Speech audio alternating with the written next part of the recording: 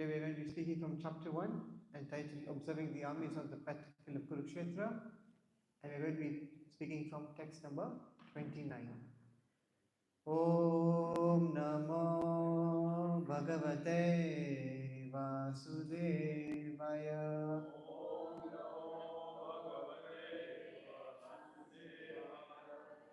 Om Namo Bhagavate Vasudevaya. Om Namo Bhagavate Vasudevaya. Om Namo Bhagavate Vasudevaya. Om Namo Bhagavate Vasudevaya. Om Ajnanaatimirandasya Jnananjana Shalakaya Chakshurunmilitam Yena Tasmai Shri Gurave Namaha. Shri Chaitanya Manobishtam Sthapitam Yena Bhutale Swayam Rupa Kadamayam Dadati Swapadantikam. He Krishna Karuna Sindhu Deenabandhu Jagatpate Gopesha Gopika Kanta Radha Kanta Namostute Tapta Kanchana Gaurangi Shri Radhe Vrindavaneshwari Rishabhanu Sute Devi Pranamami Hare Priye Vancha Kalpa Tarubhyascha Kripa Sindhubhya Evacha Patitanam Pavanebhyo Vaishnavebhyo Namo Namaha. Jai Sri Krishna Chaitanya Prabhu Nityananda Shri Advaita Gadadhara Srivasadi Gaur Bhakta Vrinda. Hare Krishna Krishna Krishna Hare Hare Hare Rama Rama Rama Hare Hare. Okay. So chapter 1, text number 29. Vepatushcha sharire mein Roma harshascha jayate Ganjivam shramsate hastat Tvakchaiva paridhayate. Vepatushcha sharire mein Roma harshascha jayate Ganjivam shramsate hastat Tvakchaiva paridhayate. Vepatushcha sharire mein Roma harshascha jayate Ganjivam shramsate hastat Tvakchaiva paridhayate.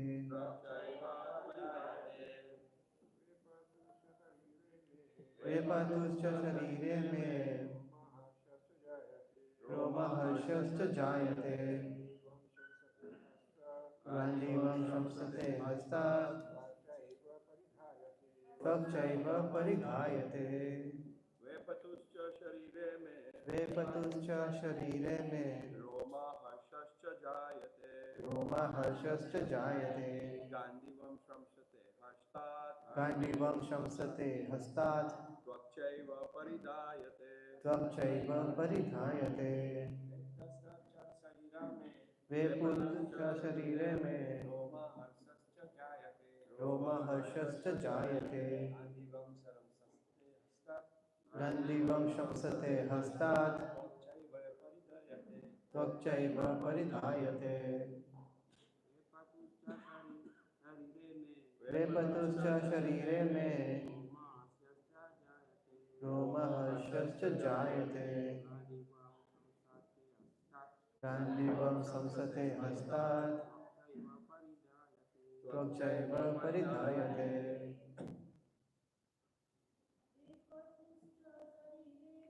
वेपतुश्च शरीरे मे रोमहर्षश्च जायते गाण्डीवं संसते हस्तात् त्वक्चैव परिधायते वेपतुश्च शरीरे मे रोमहर्षश्च जायते गाण्डीवं संसते हस्तात् त्वक्चैव परिधायते वेपतुश्च शरीरे मे रोमहर्षश्च जायते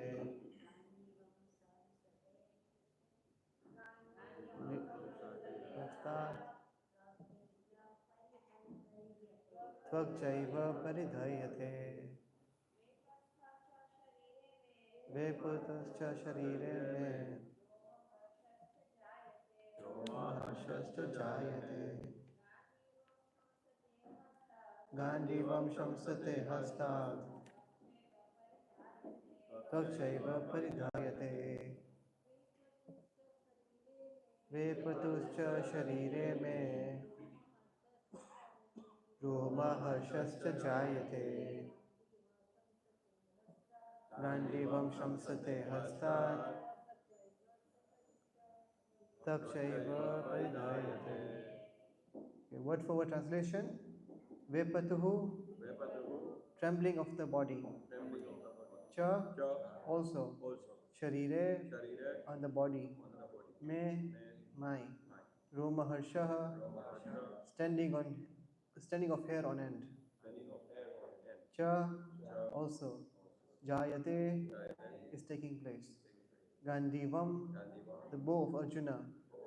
Shamsate is slipping. Hastat, from the hand. Tvak, skin. Cha, also. Eva, certainly. Paridhayate, is burning. Translation and purport by His Divine Grace A.C. Bhaktivedanta Srila Prabhupada Ki Jai. Translation. My whole body is trembling. My hair is standing on end. My bow, Gandiva, is slipping from my hand. And my skin is burning. Please repeat after me. My whole body is trembling. My hair is standing on end. My bow, Gandiva, is slipping from my hand. And my skin is burning. Perfect. There are two kinds of trembling of the body and two kinds of standing of the hair on end. Such phenomena occur either in great spiritual ecstasy or out of great fear under material conditions. There is no fear in transcendental realization. Arjuna's symptoms in this situation are out of material fear, namely loss of life. This is evident from other symptoms also. He became so impatient that his famous bow Gandiva was slipping from his hand, and because his heart was burning within him, he was feeling a burning sensation of the skin. All these are due to a material conception of life. Okay. So yesterday we discussed the starting of so many different physical transformations that were happening in Arjuna's body. And the reason was because he was feeling an intense compassion. So in 1.29 is just a continuation of the physical transformation that is appearing on Arjuna's body because of the intense compassion he is feeling. So the crux of the issue is that we are a soul, and that the symptom of the soul is consciousness. Now, consciousness is vividly seen on the physical body. You can easily see when a person is conscious or non-conscious. You can easily make, that's the distinction to see whether a person is alive or is he dead. right? If the body doesn't respond to any external stimuli, then we can say that that is a non-living object. So consciousness is vividly seen in the physical body, and we can strongly experience whatever happens in the body. No matter where you're pricked in the body, you will have a pain sensation because the soul is present and the soul distributes its energy in the form of consciousness throughout the entire body. So the soul's consciousness is situated in the body and it extends outward through it. As a result, we tend to notice changes that occur at the physical level. Sometimes when you see another person, if he doesn't look very well, you can see that the symptoms on the face, you can see symptoms in the body. You can tell just by looking at somebody that something is not right with him. So just by looking at the physical body, we can make an understanding that there's something wrong with him. However, when the changes occur at a mental level, we may experience them without fully recognizing them. So some people who have got mental instability, they will look as if they are working like normal people in this world. You cannot make any account as to what is actually going on in their minds. You cannot perceive that. And more so, even the person himself will not be able to perceive that if he doesn't have spiritual knowledge.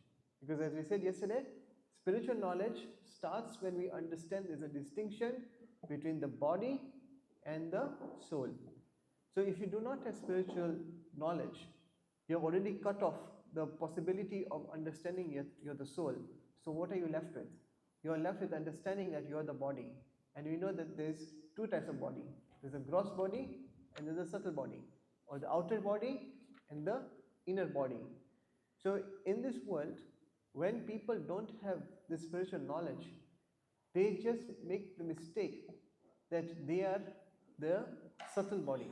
They make the mistake that I am the mind is me. As we said yesterday, there was a very famous French mathematician and philosopher by the name of René Descartes, and he made this very famous saying that I think, therefore I am. So if I don't think, that means I don't exist, because there's no conscious observer. So this point is that if you do not have the knowledge of the soul, you can only go up to the knowledge of the mental side of the existence. But in our Vedic scriptures, the word Atma is utilized to describe three things. One is the Atma proper, which is the soul. Then even the mind is considered to be called Atma. And even the body is considered to be Atma. All these three are so interrelated that it is so difficult to kind of put one away from the other. Yes, it's so tightly put together. So in one sense, the word Atma can be utilized for all three levels, but the real understanding of the word Atma is to understand the soul proper. So what happens is when you only don't understand the aspect of the soul, you start to just identify with your mind. And the mind keeps on creating emotions. So sometimes we get so carried away by our emotions, by thinking that we are our emotions. So sometimes we say, oh, I am angry. So you're identifying yourself with anger, that you're that emotion. But actually, what is the true case? That I can feel anger rising in me. So there's a distinction that you can either experience the emotion and get carried away with it, or you become consciously aware that there is an emotion and I am separate from that emotion.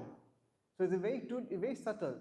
I am angry, or I can feel anger rising in me. And this is what is happening to Arjuna. Arjuna is identifying with that emotion of compassion. That I am feeling so much compassion. Or he's saying that I feel the emotion of compassion increasing in me. There's two different things. So it is important to realize and become aware of distinguishing oneself from the emotion one is experiencing, or else that emotion can sweep us off our feet, as has happened with Arjuna. So Arjuna had intense compassion, and the result of that emotion is that there is a transformation of his body.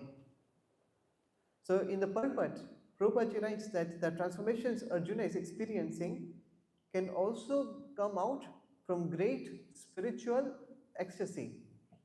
So it says in the purport, it says there are two kinds of trembling of the body and two kinds of standing of the hair on end.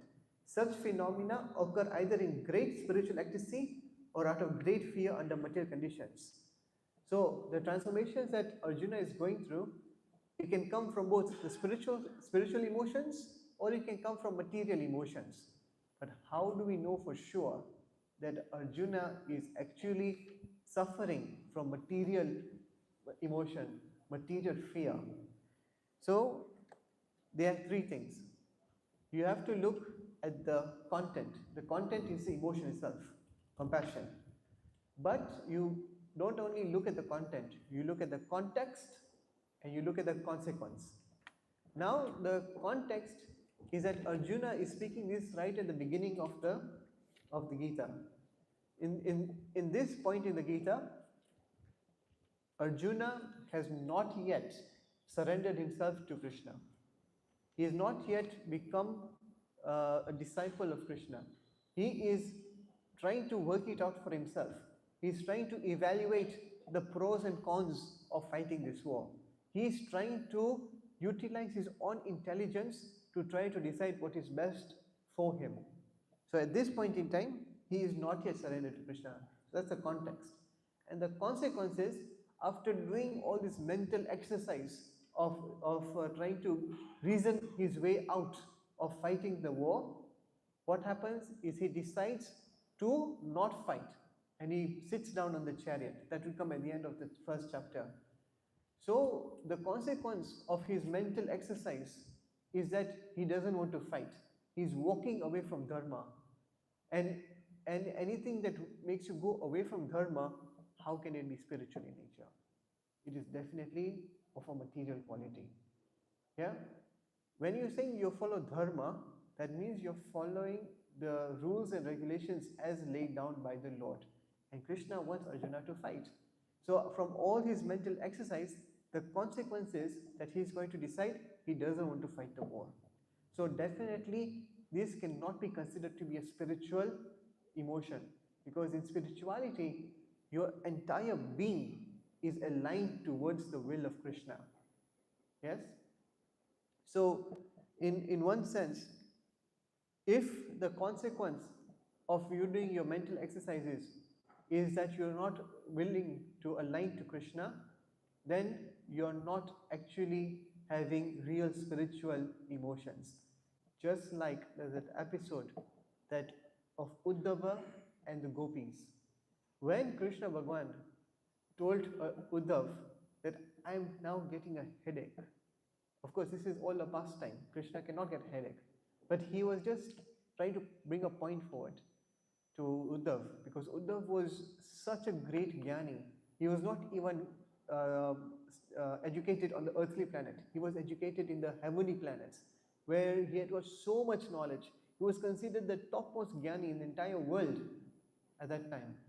And so Krishna comes and he tells Uddhav that, please, I need to get a remedy for my headache. And Uddhav said, how can you, the Lord of the entire universe, even have a headache? I cannot see this to be a possibility. But if you say that you do have it, then please, you yourself tell me the solution, because I don't know what the solution is. So Krishna says that I need the dust from your lotus feet. And Uddhava was shocked. He was like, are you trying to put me into hell? How can you ask for you to take the dust from my feet and put it on your forehead? How is that going to help? And so Uddhava rejected. He said, I cannot do this. And then Krishna said, but I need to do this. So can you please go to Vrindavan and ask the gopis there that I want the dust of their lotus feet. And so Uddhav goes to Vrindavan and he tells the gopis that this is what Krishna is saying. Krishna has got a headache, and the only way to dispel this headache from him is that he needs the dust from your lotus feet. And just as he finished the sentence, all the gopis started scrubbing their feet to collect the dust to give it to Uddhav. And Uddhav was shocked. He was shocked. He's like, what is this? Don't you know that he's a lord of the entire world? And the gopi said, that we don't care about. Whatever that Krishna wants, whatever he needs, we are ready to do it, even if that means that we have to spend our entire life in hell for this activity. And this just goes to show that when there's a spiritual emotion that the gopis had, then it doesn't matter what you do, as long as it is going to be favorable to what Krishna wants.